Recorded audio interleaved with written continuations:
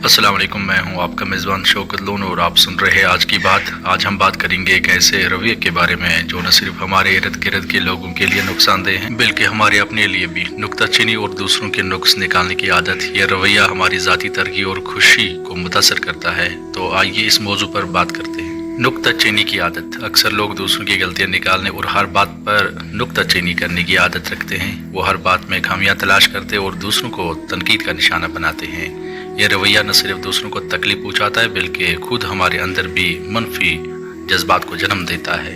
नुक्स निकालने का असर। जो शख्स हमेशा दूसरों के नुक्स निकालता है वो खुद अपनी सलाहियतों को निखारने में नाकाम रहता है।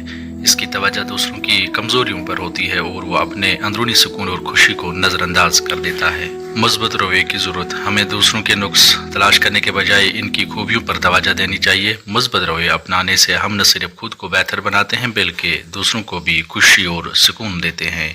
हमें अपनी तवानाई को मजबूत और तामीरी कामों में लगाना चाहिए। खुद एहतिसाबी की अहमियत। हमें अपनी गलतियों को तस्लीम करना चाहिए और इनसे सीखने की कोशिश करनी चाहिए। खुद एहतिसाबी की आदत से हम अपनी शख्सियत को निखार सकते हैं और दूसरों के लिए मिसाल बन सकते हैं। तो सामीन, आज की बात यह है कि नुक्ताचीनी और दूसरों के नुक्स निकालने की आदत न सिर्फ हमारे ताल्लुकात को मुतासर करती है बल्कि हमारे अपने सुकून और खुशी को भी नुकसान पहुँचाती है। आइए आज से ही हम इस रवैये को तर्क करेंगे और अपनी ज़िंदगी में मुस्बत तब्दीली लाएंगे। आज के लिए बस इतना ही। मैं हूँ शौकत लोन, आपसे इजाज़त चाहता हूँ। कल फिर हाजिर होंगे आज की बात में एक नए मौजू के साथ। तब तक के लिए अल्लाह हाफिज़, खुश रहिए।